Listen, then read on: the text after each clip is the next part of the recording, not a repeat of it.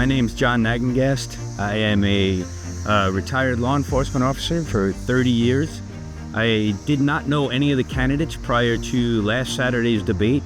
I moved to South Carolina about 8 months ago. My wife is a South Carolina native, and she also didn't know anything about the candidates, and we went to the debate last Saturday and were overly impressed with Tony Breeden. From my experience in law enforcement, I immediately recognized that Tony Breeden had a very honest, clear, direct, excellent leadership style that I look for in a chief or a sheriff or a leader in a police department. And my wife and I came out to offer our support to the campaign because we believe the sheriff is one of the most important positions for the local people, for the community, and for the law enforcement. And I retired as a lieutenant and a commander from where I came from in my state, and I believe Tony Breeden will provide support and great leadership for the deputies in this police department, and I believe he will provide the best service for the community members in York County.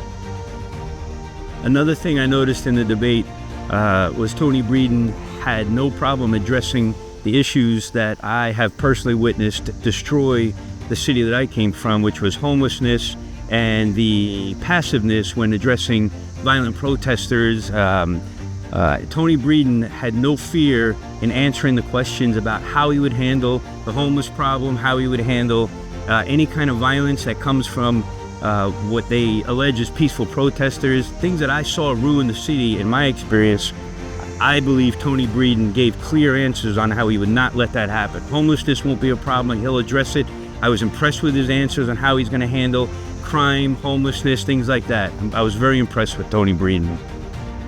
Also, I purchased a house in Rock Hill, and I immediately started to notice that the homelessness and people standing on the corners with signs, which reminded me exactly what I experienced in the city that I came from, that I watched deteriorate because it was not addressed right up front. It was not addressed, and Tony Breeden answered those questions on how I would expect that problem to be handled in order to not to allow it to proliferate. I absolutely encourage everybody to get out and vote. This is probably one of the most important local election votes that I've been around in my career. Vote June 11th.